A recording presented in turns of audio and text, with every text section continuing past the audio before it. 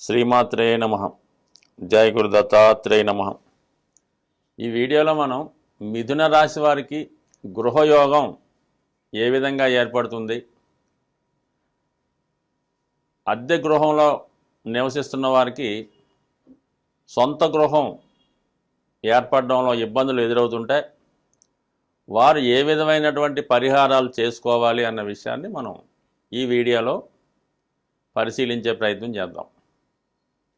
ఎవరికైనా సరే, ఏ లగ్నంలో జన్మించినా సరే, వారి జన్మ జాతకంలో ఉన్నటువంటి యోగాల ప్రకారమే జాతకం నడుస్తూ ఉంటుంది. గృహయోగం కానీ, వాహన యోగం, ఉద్యోగం, విద్య అన్నీ జన్మజాతకంలో ఉంటే అవి వాటి దశలు వచ్చినప్పుడు జాతకుడికి వాటి యొక్క ఫలితాన్ని ఇవ్వడం జరుగుతూ ఉంటుంది. అయితే మనం కేవలం రాశి లగ్నం గానే తీసుకొని ఒక సూచనగా ఎప్పుడు ఏర్పడవచ్చు, ఏ విధంగా జాగ్రత్తలు తీసుకుంటే ఏర్పడవచ్చు అన్న విషయం మాత్రమే ఇక్కడ తెలుస్తుంది. జన్మజాతకం ఉంటే దాన్ని ఇంకా పర్ఫెక్ట్గా మనం తెలుసుకోవచ్చు. ఇప్పుడు మిథున రాశి వారికి అంటేనే అసలు వీళ్ళు గృహం కొనుక్కోవాలి లేదా నిర్మించుకోవాలంటే ముందు వీళ్ళు ఒక నిర్ణయానికి రావాలి కంపల్సరిగా. ఎందుకంటే వీళ్ళు అన్నీ రెండు రకాలుగా ఆలోచిస్తుంటారు. మనం ఇక్కడ ఇల్లు సొంత ఊళ్ళో కొనుక్కుందామా, లేదంటే వేరే ఊళ్ళో కొనుక్కుందామా, ఇండియాలో కొనుక్కుందామా, ఎక్కువ మంది ఫారెన్లో ఉంటారు కాబట్టి ఫారెన్లో కొనుక్కుందామా అన్న కన్ఫ్యూజన్లోనే కొంతకాలం గడిచిపోతుంటారు. ముందు ఒక నిర్ణయానికి వచ్చిన తర్వాత మాత్రమే వాళ్ళు దానికి ప్లాన్ చేసుకుంటే అది సమకూరుతుంది. వాళ్ళు నిర్ణయం లేకుండా ఎంతకాలం ఆలోచించినా కూడా ఈ కన్ఫ్యూజన్లో ఉంటే మాత్రం వీళ్ళకి ఎప్పటికీ కూడా సొంత గృహం ఏర్పడదు. అలాగే స్థిరపడే విషయంలో కూడా, ఉద్యోగ విషయంలో కూడా అక్కడ కూడా కన్ఫ్యూజ్గానే ఉంటుంది. అసలు ఏ రంగంలో మనం సెటిల్ అవుదాం, అది ఏ రంగం బాగుంటుంది, అసలు ఇందులో స్థిరంగా ఉంటావా ఉండవా అన్న సందిగ్ధంలో ఉంటారు. ముందు ఒక కన్క్లూజన్కి వచ్చి ఒక స్థిరమైన నిర్ణయం ఏర్పరచుకుంటే కంపల్సరీగా ఈ రాశి వారికి గృహయోగం ఏర్పడుద్ది. అయితే చతుర్థ భావం అన్నది సహజంగా ఆరోభావం అవటం వల్ల, అయితే చతుర్థ భావం సహజ రాశి చక్రంలో 6వ స్థానం అవటం వల్ల సాధారణంగా వీళ్ళకి రుణం చేయకుండా ఎట్టి పరిస్థితుల్లో కూడా గృహ నిర్మాణం చేసుకోలేరు, గృహాన్ని కొనుక్కోలేరు. దీనికి ఇంకో కారణం కూడా ఉంది.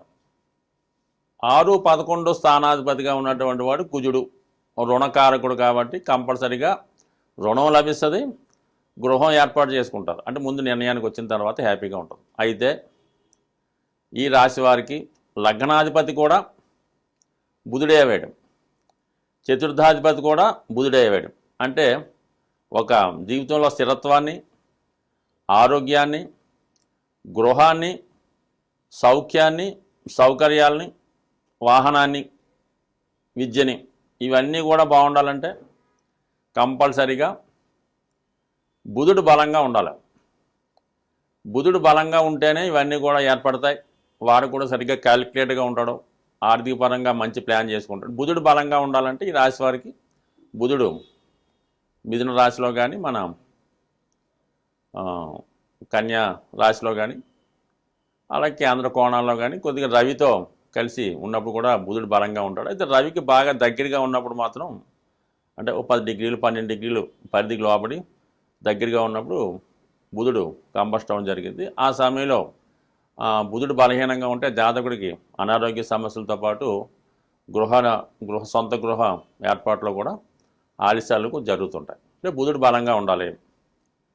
బుధుడుతో పాటు ఇంకా ఒకటే, బుధుడు బలంగా ఉంటే 2 సమకూడతాయి. అంటే బుధుడు బలంగా ఉండాలంటే కంపల్సరీగా చేయవలసింది వెంకటేశ్వర స్వామి ఆరాధన, విష్ణుమూర్తి ఆరాధన, విష్ణు సహస్రనామం చదువుకోవడం. మనం అంత ఎక్కువ చేసుకోలేమనుకున్నవాడు విఘ్నేశ్వరుని పూజించుకోవడం, వినాయకుని అష్టోత్తరం చదువుకోవడం. ఈ విధంగా బుధుడిని కానీ, బుధుడి రూపంలో ఉన్నటువంటి వెంకటేశ్వర స్వామిని కానీ, లేదంటే మనకి విఘ్నేశ్వరుని కానీ, ఏ దైవాన్నైనా మనం పూజించుకోవడం వల్ల అటు ఆరోగ్యంతో పాటు ఐశ్వర్యంతో పాటు గృహయోగం కూడా ఏర్పడుతుంది ఈ రాశి వారికి. అయితే మరి ఎప్పుడు ఏర్పడుతుంది అంటే ఈ రాశిలో ఉన్నటువంటి నక్షత్రాలు మనం పరిశీలిస్తే పునర్వసు 3-4 పాదాలు,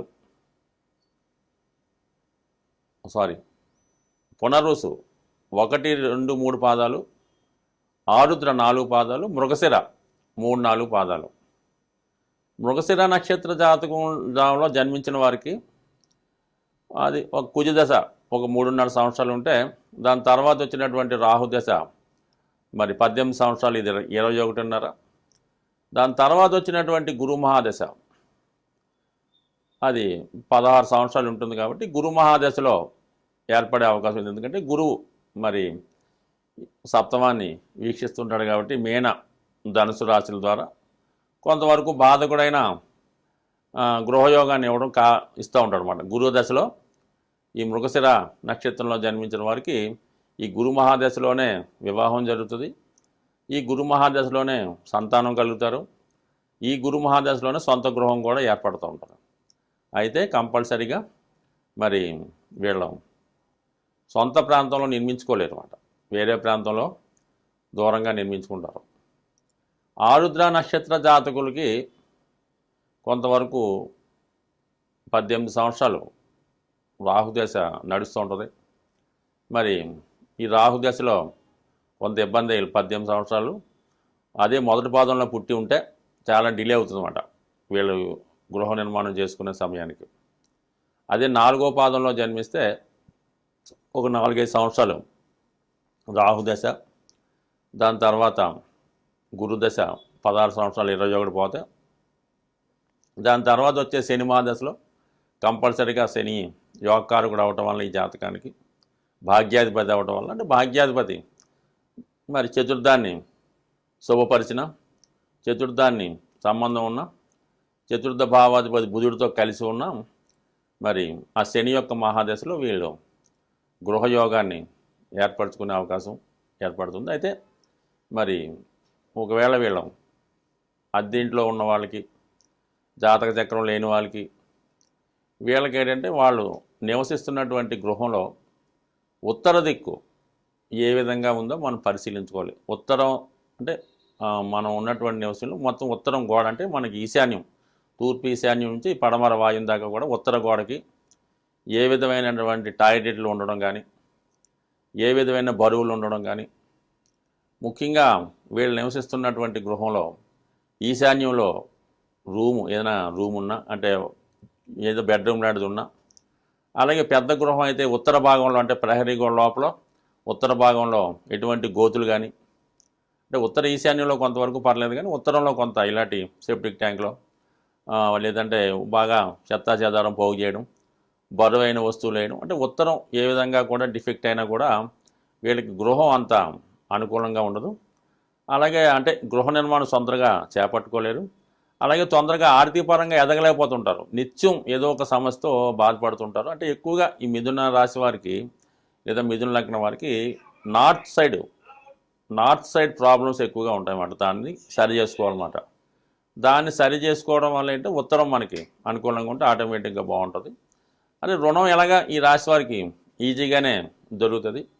ఒకవేళ వీళ్ళకి కంపల్సరీగా రుణ సౌకర్యం లభించడం లేదనుకుంటే మరి ఆంజనేయ స్వామిని ప్రతి మంగళవారం పూజించడం వల్ల, హనుమాన్ చాలీసా పారాయణ చేసుకోవడం వల్ల కంపల్సరీగా మీకు రుణం లభిస్తుంది.